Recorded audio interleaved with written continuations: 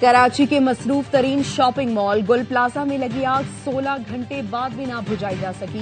Fire fighter समेत 6 अफराद जाँ बहक, 20 जख्मी, 11 की हालत तशवीशनाक। प्लाजे में कई अफराद फंस गए। आतिश ज़दगी के बायस ग्राउंड फ्लोर जल गया। देखते ही देखते आग तीसरी मंजिल तक पहुंच गई। इमारत के कुछ हिस्से जमीबोस हो गए।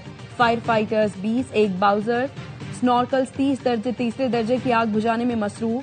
गुल प्लाजा में 1200 से ज्यादा दुकानें हैं। छत पर गाड़ियां और जनरेटर्स भी मौजूद हैं।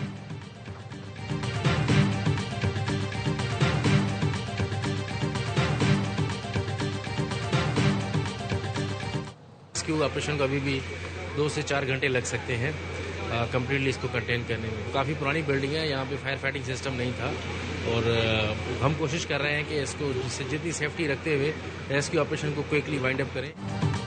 गुल प्लाजा पुरानी इमारत है जहां आग बुझाने का निजाम मौजूद नहीं था। डिप्टी कमिश्नर साउद जावेद नजीर कहते हैं रेस्क्यू ऑपरेशन मुकम्मल होने में मजीद वक्त लगेगा।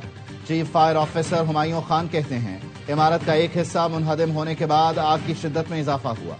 सिंध रेंजर्स के जवान भी रेस्क्यू ऑपरेशन में शामिल हैं। पाक नेवी के 5 फायर टेंडर, 70 जवान भी रेस्क्यू ऑपरेशन में शरीक।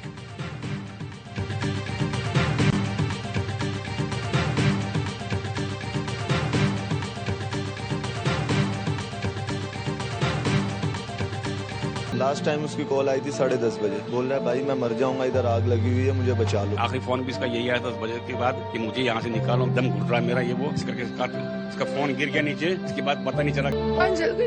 बस उस वक्त सब मेरे हस्बैंड लोग पहुँच गए थे। मेरे दामाद बहुत परेशान है, वो भी रो रहा है। ज़ाहिर है इतना बड़ा नुकसान। मेजनैन पे अभी भी लोग फंसे हुए, अभी भी कोई कंफर्म नहीं कितना अफराद हैं। हमारी बच्ची ने फोन करा कि अम्मा कौसर मामी की सारी फैमिली यहाँ पर आई हुई है, उसकी शॉपिंग करने आए थे। बच्चा नहीं मिल रहा हमारा, हमें कुछ पता नहीं। गुल प्लाजा में आग लगने के बाद मुतअद्दिद अफराद लापता। एक ही खानदान के खातून समेत 6 अफराद की तलाश। शादी की खरीदारी के लिए गुल प्लाजा आए थे। एक और खानदान के 4 अफराद भी लापता। एक खातून शामिल शादी की शॉपिंग के लिए आए थे।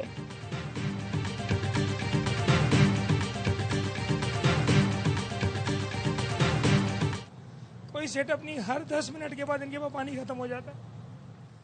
माल तो गया, खेर है, हो जाएगा। जानों का कौन जिम्मेदार है? लोग फोन कर रहे थे कि भाई हम इस जगह खड़े हैं, भाई हम इस जगह खड़े हैं, भाई हम यहाँ खड़े हैं। मेरे अंदाजे से अभी भी 80 से 100 लोग होंगे अंदर अभी भी। 50 से 60 अफराद से राब्ता नहीं हो रहा। सारा माल जल गया, लोगों को तो बचा लो। गुल प्लाजा एसोसिएशन के सदर तनवीर कासिम का कहना है मार्केट में फंसे लोग फोन कॉल करके मदद मांग रहे थे। इमारत में 80 से 100 लोग फंसे हो सकते हैं। आग मसनूई फूलों की दुकान पर लगी जो फैलती चली गई।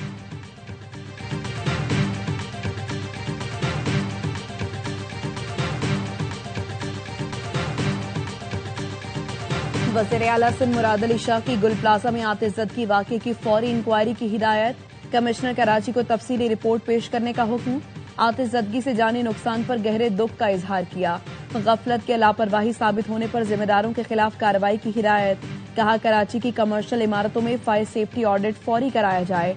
सूबाई वजीर सईद गनी की गुल प्लाजा आमद। कहा डंडे के जोर पर हर चीज नाफिज नहीं कर सकते, लोगों से मिलकर चीजें ठीक करेंगे।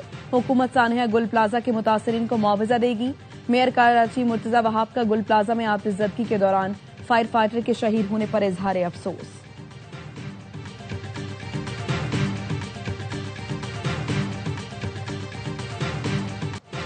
सदर मुमलिकत आसिफ अली जरदारी और वजीर आजम शहबाज शरीफ का गुल प्लाजा में आतिश ज़दगी पर इजहार अफसोस। कीमती इंसानी जानों के ज़िया पर ताज़ियत और लवाहिकीन से दिली हमदर्दी का इजहार। सदर जरदारी ने कहा सिंध हुकूमत और मुतल्लिका इदारे मुतासिर अफराद को फौरी और हर मुमकिन इमदाद फराहम करें। जख्मियों को बेहतरीन तिब्बी सहूलतों की फराहमी में कोई कसर न छोड़ी जाए। वजीर आजम ने कहा जाँ बहक अफराद के लवाहिकीन के गम में बराबर के शरीक हैं। जख्मियों को तमाम तर सहूलतें फराहम की जाएं। चेयरमैन पीपल्स पार्टी बिलावल भुट्टो जरदारी का भी वाक़े पर अफसोस का इजहार। वजीर दाखिला मोहसिन नकवी का लवाहिकीन से इजहार ताज़ियत। कहा तमाम तर हमदर्दियां मुतासिरीन के साथ हैं।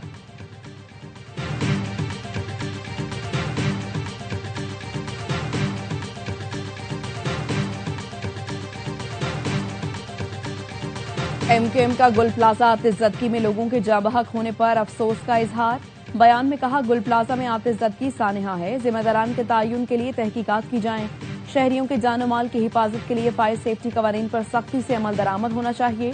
हुकूमत सिंध और बल्दिया उज़्मा कराची फौरी रिलीफ पहुंचाने में नाकाम नजर आएगा। गुल प्लाजा जैसे गुंजान आबाद कारोबारी मकामात पर हिफाजती इंतजामात न होना नाकाबिले कबूल है। बांग्लादेश का भारत में वर्ल्ड कप न खेलने का फैसला बरकरार। आईसीसी वफ्द बांग्लादेश को राम करने में नाकाम। आईसीसी वफ्द बीसीबी को मनाने ढाका पहुंचा था। बांग्लादेशी बोर्ड ने कह दिया, हुकूमती हिदायत और सिक्योरिटी खदशात की वजह से भारत नहीं जा सकते, हमारे मैच कहीं और कराए जाएं। बांग्लादेश के फास्ट बॉलर मुस्तफिजुर रहमान को आईपीएल से निकालने और इंतहा पसंदी के बाद बांग्लादेश ने भारत में वर्ल्ड कप खेलने से इनकार कर दिया था। मोदी सरकार की इंतहा पसंदी ने आईसीसी को मुश्किल में डाल दिया। T20 वर्ल्ड कप में पाकिस्तान भी अपने तमाम मैचेस श्रीलंका में खेलेगा। मेजबान भारत को भी पाकिस्तान से खेलने कोलंबो आना होगा। आईसीसी बांग्लादेश के मैचेस से मुतालिक हतमी फैसला चंद दिन में सुनाएगा।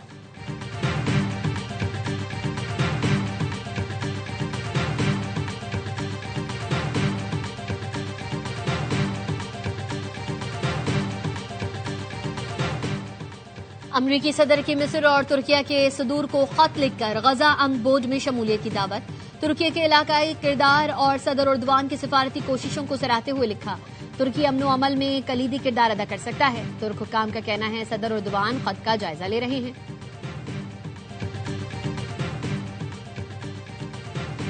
इसराइल ने गजा बोर्ड की तश्कील मुस्तरद कर दी। इसराइली वजीर आजम ऑफिस का कहना है, गजा बोर्ड की तश्कील के लिए राबिता नहीं किया गया। ये बोर्ड इसराइली हुकूमत की पॉलिसी के खिलाफ है।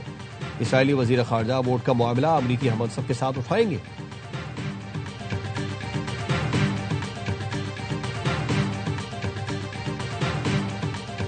ईरान में नई क़यादत तलाश करने का वक्त आ गया। तेहरान में हुक्मरान हुकूमत चलाने के लिए जबर और तशद्दुद पर इन्हिसार करते हैं। क़यादत का मतलब एहतराम है, खौफ नहीं। ईरान के सुप्रीम लीडर के बयान पर अमरीकी सदर का रद्द-ए-अमल। कहा, इक़्तिदार बरकरार रखने के लिए हजारों अफराद को कत्ल करने के बजाय मुल्क को दुरुस्त तरीके से चलाने पर तवज्जो देनी चाहिए। नाकिस क़यादत की वजह से ईरान रहने के लिए दुनिया में बदतरीन जगह बन चुका है।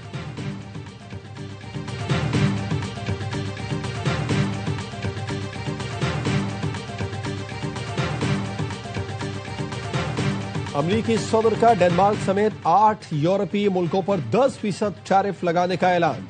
नॉर्वे, स्वीडन, बर्तानिया, नीदरलैंड्स और फिनलैंड शामिल। 1 जून से यूरोपीय मुल्कों पर टैरिफ बढ़ाकर 25% कर दिया जाएगा। अमरीकी सदर का कहना है, यूरोपीय मुल्कों की ग्रीनलैंड आमद खतरनाक सूरत हाल पैदा कर रही है। मुज़ाकरात के लिए तैयार है, मगर सख्त इक़दाम नागुज़ीर है। ग्रीनलैंड आलमी सलामती के लिए कलीदी हैसियत रखता है। चीन और रूस ग्रीनलैंड पर नजरें जमाए हुए हैं। ग्रीनलैंड की हिफाजत डेनमार्क के बस की बात नहीं। अमेरिका के सिवा कोई दिफा नहीं कर सकता। ग्रीनलैंड और डेनमार्क में ट्रंप के मंसूबे के खिलाफ एहतजाज।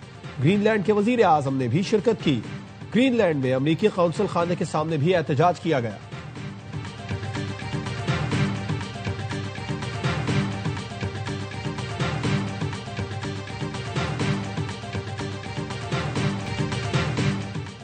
आलमी इक़्तिसादी फोरम में शिरकत के लिए वज़ीर आज़म शहबाज शरीफ आज स्विट्जरलैंड जाएंगे।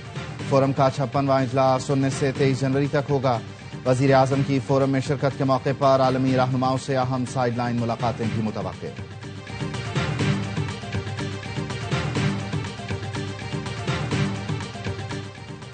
और आज मुल्क को कौमी यकजहती की अशद जरूरत है। मुल्क मुस्तहकम होगा तो ही तरक्की मुमकिन होगी। मौलाना अब्दुल कबीर आजाद का रावलपिंडी में कौमी यकजहती और पैगाम पाकिस्तान कॉन्फ्रेंस से खिताब। कहा, पाकिस्तान ने गुरूर में डूबे भारत का सर झुका दिया।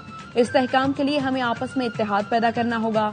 मुल्क के खिलाफ किसी साजिश को कामयाब नहीं होने देंगे।